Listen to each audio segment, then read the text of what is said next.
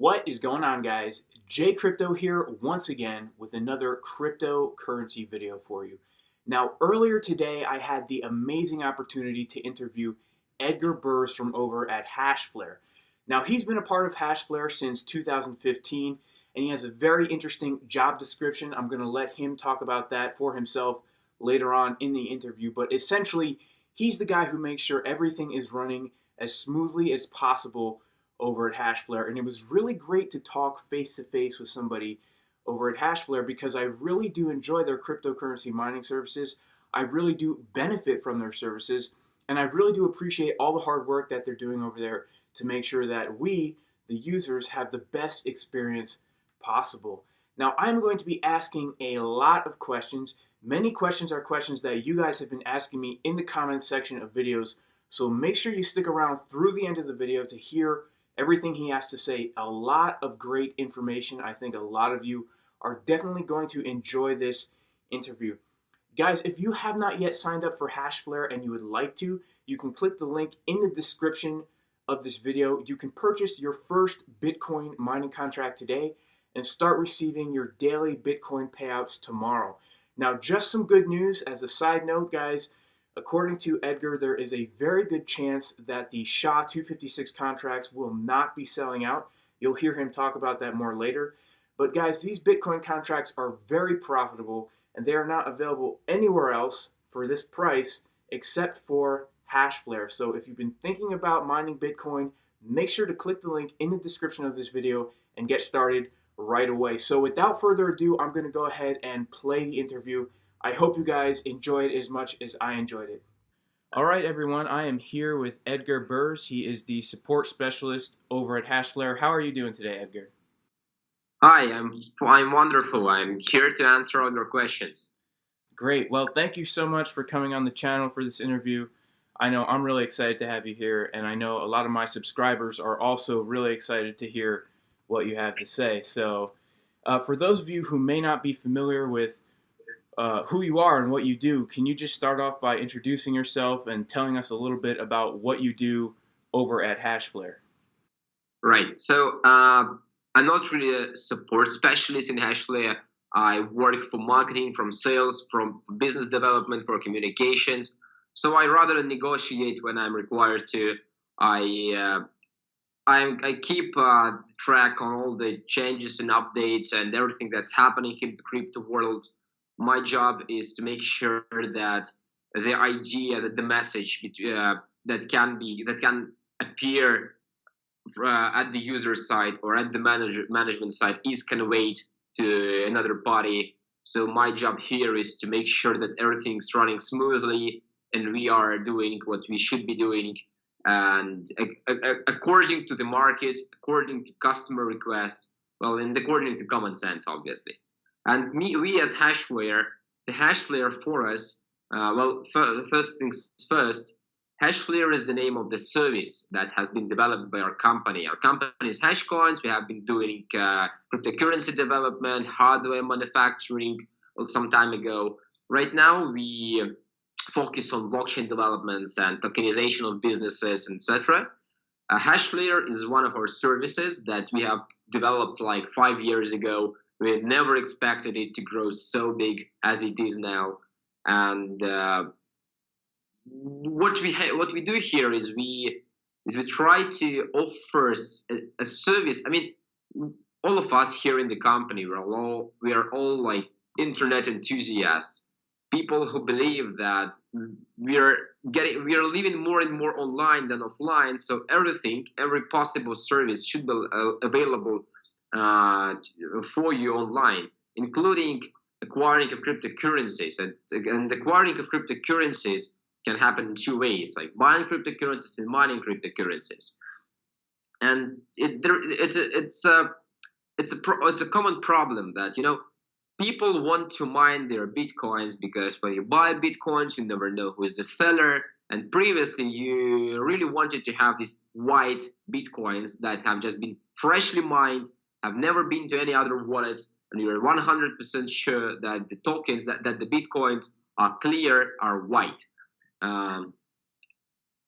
that leads us and many people to a need to mine them, to mine the cryptocurrency. But at the same time, not everyone can allow itself to buy a $2,000 worth cryptocurrency miner. It's quite expensive. But some people can spare a couple of dollars, some a dozen, some 100.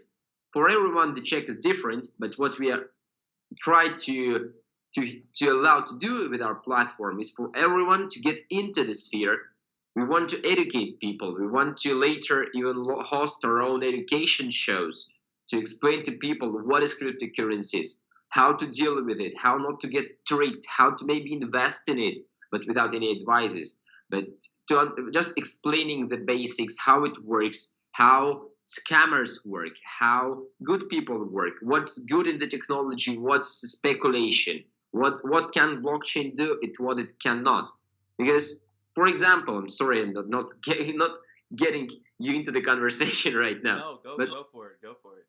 but just today I found some information regarding our statistics, and we are close to hitting 2 million customers, 2 million registered users within Hashflare, and it's not 10 times, it's maybe almost 10 times more than we had in the beginning of the 2017.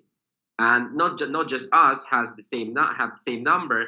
For example, you may have heard that Binance, one of the largest cryptocurrency exchanges, they have just shut down registrations of new users. And the same thing applies to Bitfinex and many other exchanges. The number of people who are trying to get into cryptocurrency is immense. There's so much people that are trying to get in, and the education level. I mean, how well people know what cryptocurrencies are and are not. This level is also fading with the influx of new users. So we're here trying to make sure that everyone who gets into the cryptosphere understand what it is, why it is, and what could be done with it, what's the future of it, and why should we believe and what should we avoid. So that's probably the agenda. Right. Now, what steps are you guys going to be implementing? I guess because you mentioned like educational materials and stuff like that for people. Do you have stuff like that available now, or is that something that you guys are going to be doing in the future? It's a thought that we have been tossing around for quite a while now. We have everything we need for that. We have even ideas and concept of what we want to do. We have a small pilot project we are running now. It's not video based tutorial like education videos. It's we have our own website related to cryptocurrency news. It's still in Russian because we're just testing how it works, testing the website, the platform. We want to create a hub, a community like Reddit, but related solely to cryptocurrencies for all the aspects, for technology and blockchain, for investments and ICOs, for cryptocurrencies like Bitcoin and Litecoin, for ecosystems like Ethereum, EOS, Ripple, IOTA, for as many different parts of the crypto world as possible to combine all of them together and deliver the message to the people. Right now, we are trying to educate them on the main cryptocurrencies, what they are, why do they exist. For example, you may as well decide to one day make a solid research on the top 20 cryptocurrencies out there in the cryptocurrency market, except BitConnect because it's in the top 20, but it's well, you'll find out what it is because there are some interesting news coming from states just yesterday or today, so you might find them today. And each one of the cryptocurrencies presented in the top 20 offers something different, something interesting, something that can really make an impact to the world we live in. Right. Maybe it won't happen overnight. It obviously won't happen overnight, but I believe that in 5 to 10 years we're going to see a vast development, a lot of development being done in the sphere and outside of the currently crypto-only ecosystems. For example, Mark Zuckerberg has just recently made a publication where he stated that he has interest in cryptocurrencies. He is thinking whether there could be a possibility to combine crypto and Facebook, which would also be nice. Right. For example, you might use cryptocurrencies and the blockchain specifically to keep track of, for example, of media channels, to find who among those are spreading fake news, and they won't have a chance to delete something and then say we have nothing to do with that because the blockchain remembers. And using that information, hashed information, or any information from the blockchain, you can get to the truth when you need to. Very interesting. Now, when it comes to running such a huge mining operation like you do over at Hashflare, like what are some of the main challenges that you guys have to deal with more on like a daily basis?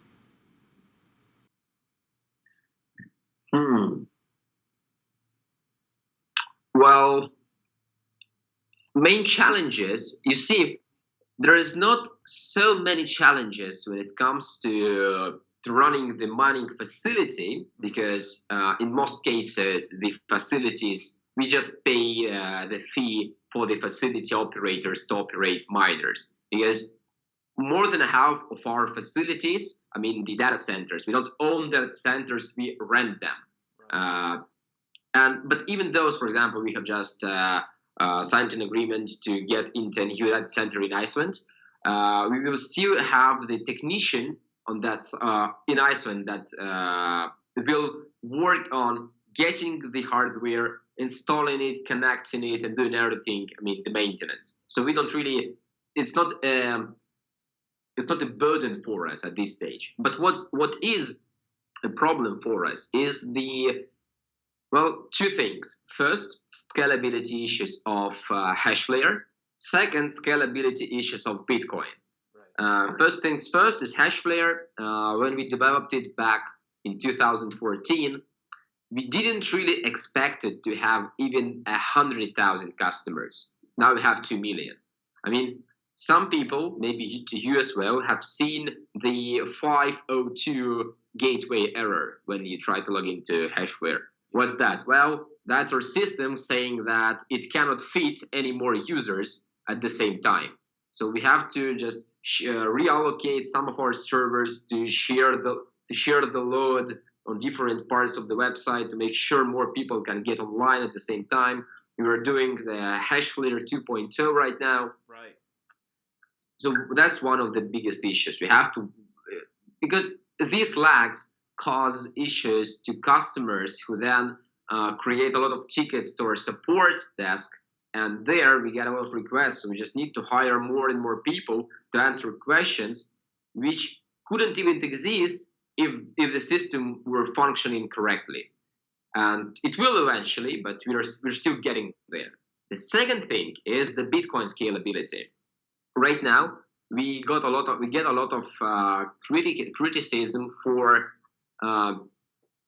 You may know that the commissions in the Bitcoin network can be so high that, for example, just today I've been doing a Bitcoin transaction which it costed me 0.001 BTC, which is like 10 or just a little bit over $10 for the transaction. If you've purchased $2 worth of hash rate in Hashflare, the odds are you won't be able to withdraw what you have mined because the commission is higher than the return on investment. It's a big issue, and we cannot do anything about that because that's the Bitcoin's baby issue. And unless it's somehow resolved at Bitcoin Core's end, we cannot do anything but just get the hate for it. I mean, we're getting a lot of hate for that, but that's all right because it's a temporary issue again. Right, yeah. A lot of people, they just don't understand the way it works. You know, you guys have no control over the Bitcoin network.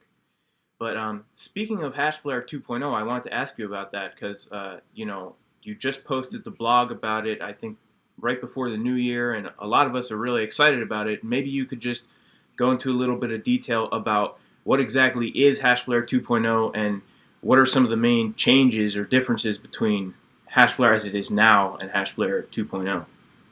First of all, there are first of all is of course the stability thing. We want to make sure that there is no way for the service to go down or offline unless we want it to, unless we have a planned maintenance for which we need to disable the service, etc. But we want to go further. We are now creating ourselves a test network where we will be testing all the new updates to the system before deploying it to the live server. Right now, we only have the live server, so every time we add something new, we have to at the same time either get the website down, test everything quick as possible, which also can result in issues, or we have to like build the plane while it's flying, which well, it's a hassle. It's not that easy as it sounds because there's too much space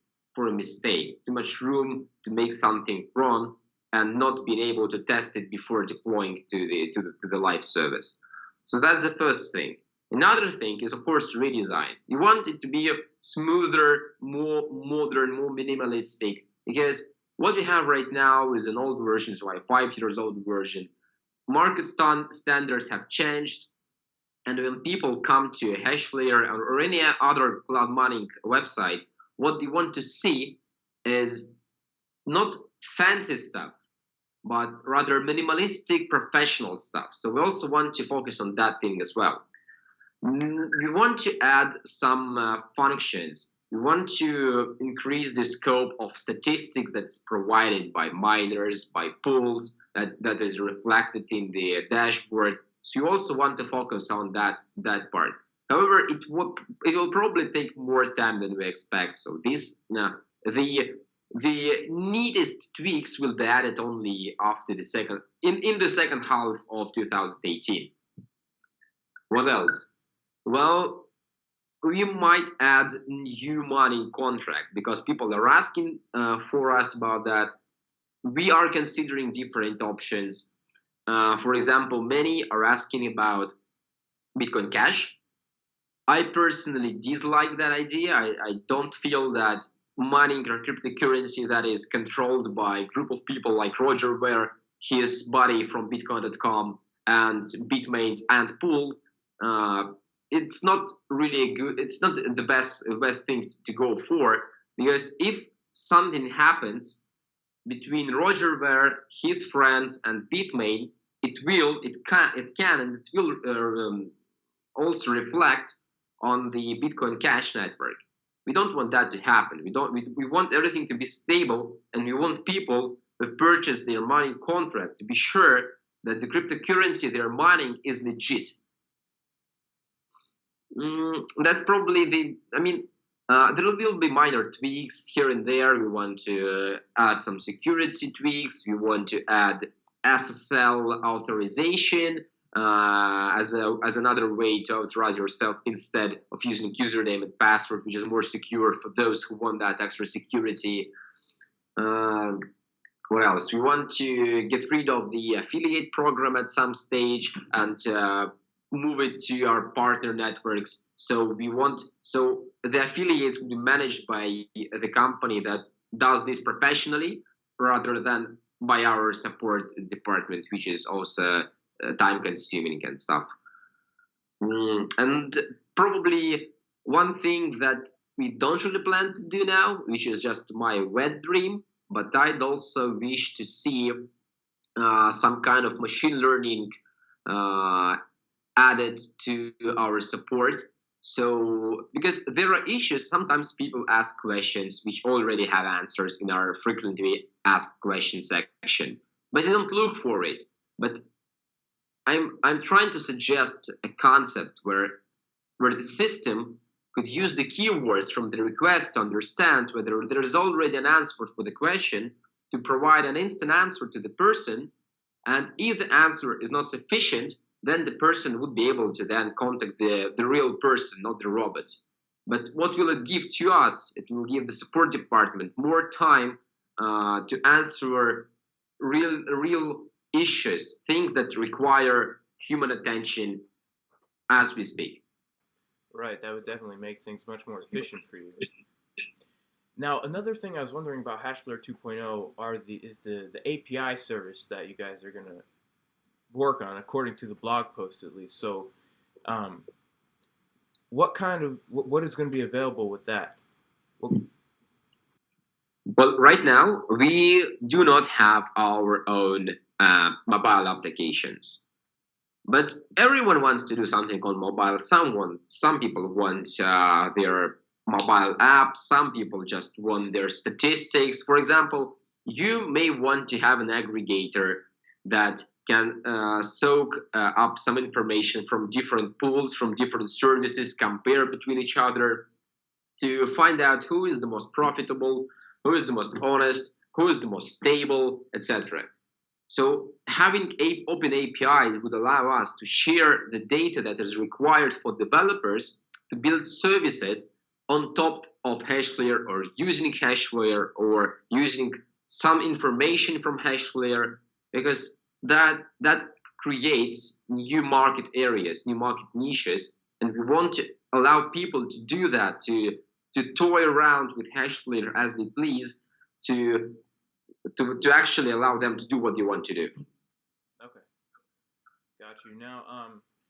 Now these are some questions that people have asked me um, to ask you. Now, Hashflare on the website recently announced that the SHA-256 contracts have a limited available stock, and this has caused a lot of people to speculate about just how fast are you able to order and set up new hardware to keep up with the demand. Um, is this something that once they sell out, are they going to be sold out for a long time, or are you guys already working on getting new hardware and new facilities? So what we're doing right now, we already have agreements with different hardware vendors, like Bitfury, for example.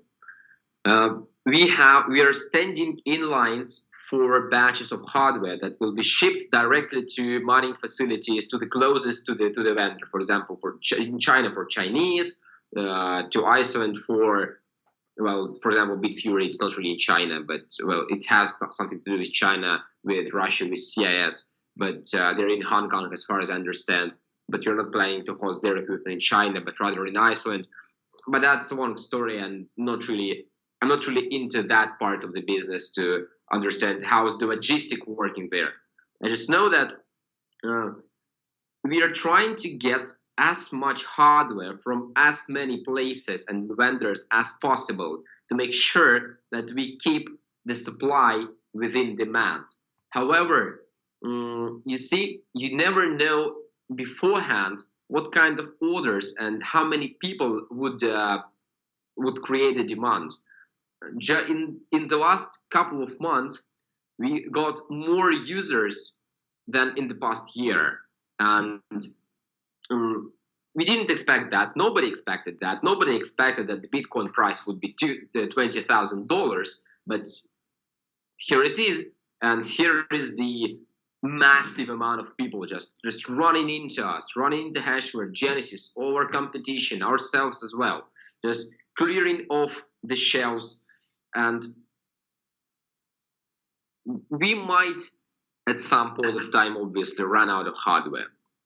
Ideally, we try to avoid that for as much as possible. And even if we stumble upon the fact that we have no hardware to sell, we will surely not open the pre-sales like Genesis does, because we don't really like that. Because when you pre-order hardware, and for example 3 months come by, you understand that, well, in 3 months a lot has changed, and you may not be interested in the cloud mining as much as you wanted before, or vice versa. You never know.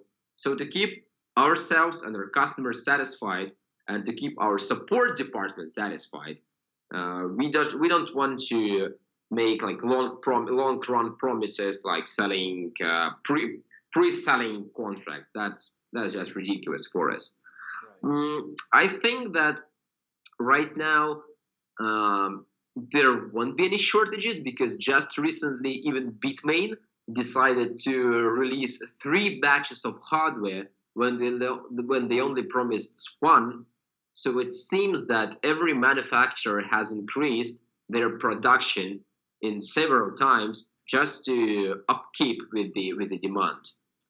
Right. Wow, that's great news. I'm sure a lot of people will be happy to hear that. Now, speaking of hardware, now a lot of people out there, and they're skeptical about Hashflare because they think, we haven't seen any of the facilities on the internet. Like I know Genesis Mining, they like to post all these videos and stuff. So people are wondering, are there any like pictures or videos available on the internet of the facilities that you rent? Or I know you have your Instagram account, but other than that, do you guys have anything on YouTube or something like that? So when we have been deploying the hardware to mining centers, we didn't make much photos, and now we understand that was a really bad idea. So we have some photos, well, maybe like a couple of dozens of photos on our Instagram. But what we want to do in the next months, in maybe 4 weeks, we want to prepare and publish a video of how we assemble our newly purchased and equipped mining farm in Iceland. So we believe that once this video comes out, all the questions will be over. Um, I personally think that it's a bad thing that we didn't do that earlier, maybe in China, but well, it's a good thing that we still managed to execute everything correctly, and we're gonna publish a video soon. But currently, besides the photos or Instagram, I don't think that we have anything except that. But you can still find even my face. I mean, there's also my photo of me lying on top of a big pile of video cards, making a selfie. So yeah, you can still get there and find the information if you want to.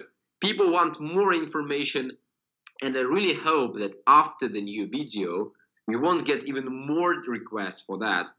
But we have an idea here. I don't think it's gonna hit live, but we have an idea here to put a webcam to the mining center, and in front of the webcam near the mining hardware, we're gonna put a LED line, like a LED screen.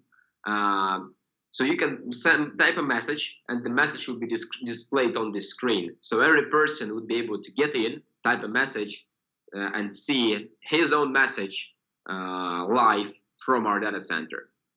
Wow, that would be really cool.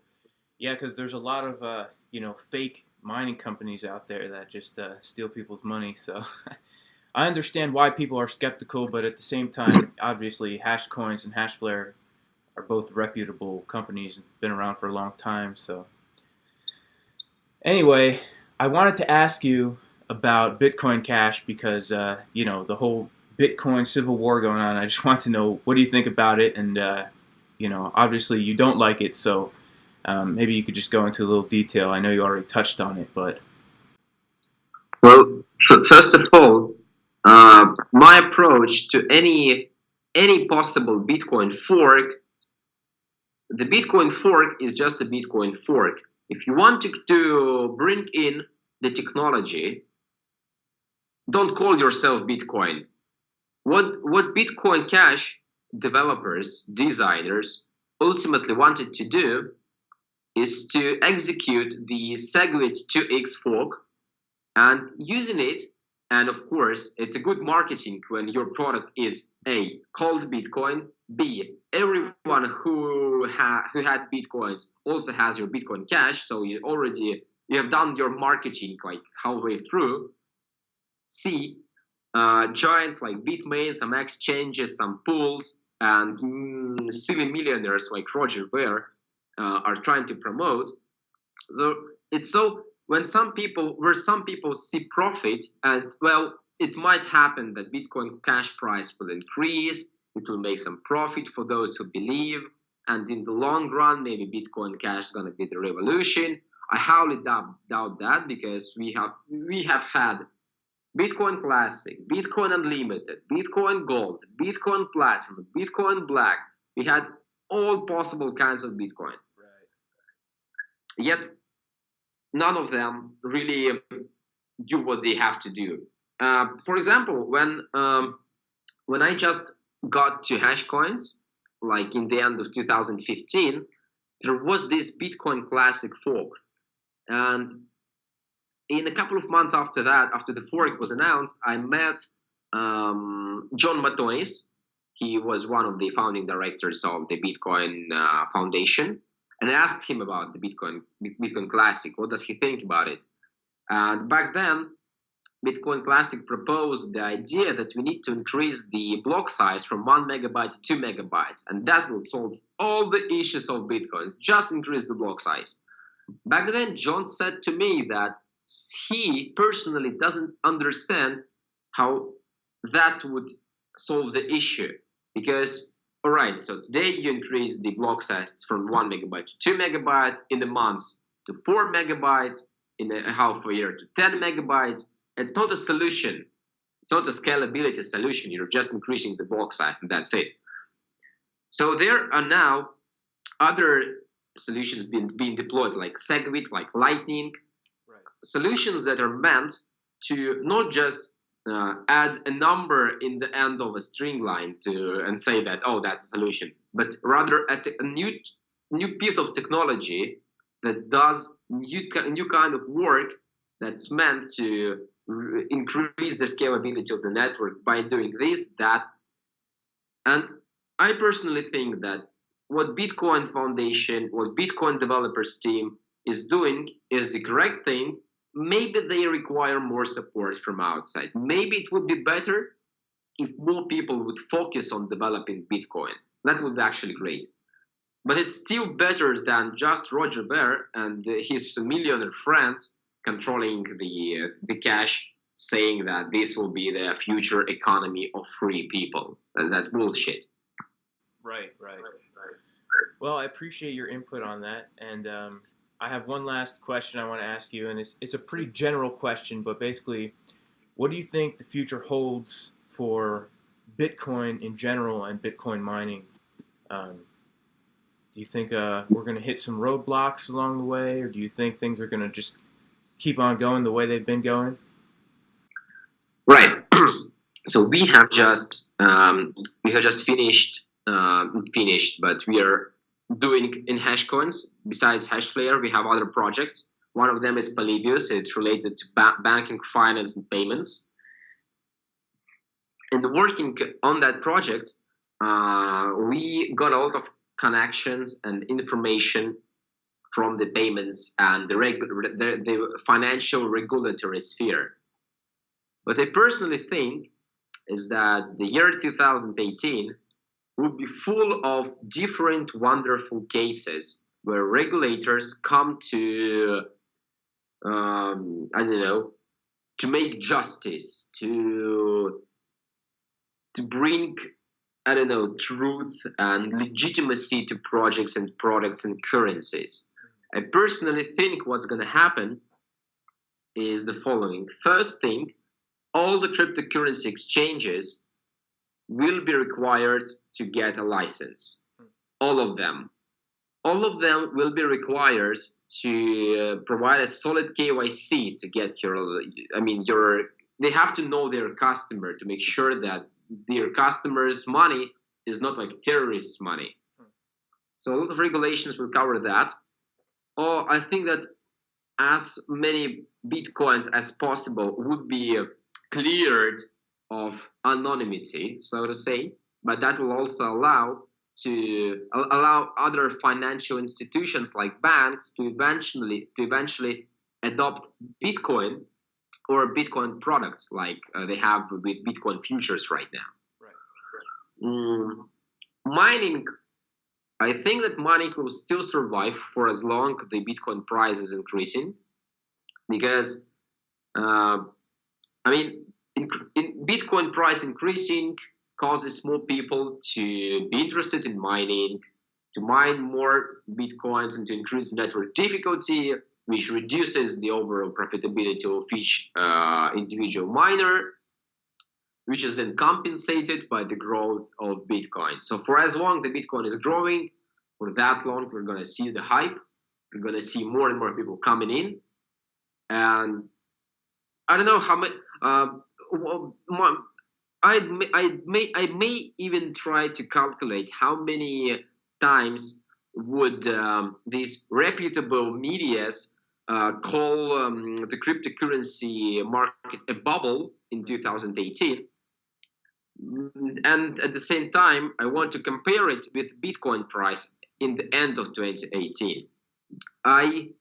For some reason, I share the idea that the Bitcoin price might hit 40 grand by the end of 2018. It is quite possible for the price to double, considering it increased quite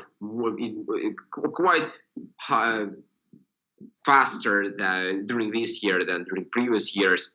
So the speed might increase as well if we don't face any serious issues. I mean, regulations are good, but for example, if the Bitfinex and Tether case, which is now being heavily speculated, gets more issues, gets more negativity, and it's then later found out that there are some issues with Tether. For example, the USDT is not really worth what they tell us that it is worth. It's going to cause some exchanges to cause trust customers capital, which will also which may also cause some exchanges to collapse. People will lose their funds. Of course, the prices, the values will be growing and falling. You've seen the Ripple price. It went from 20 cents to $4 recently. It's quite huge.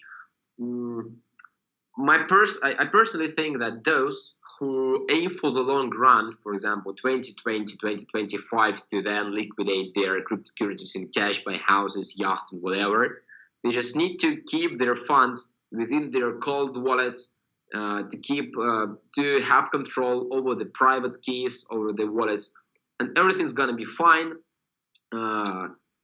Maybe there will be a collapse. I mean, the growth is quite big. We've seen earlier that every huge growth is continued with a correction.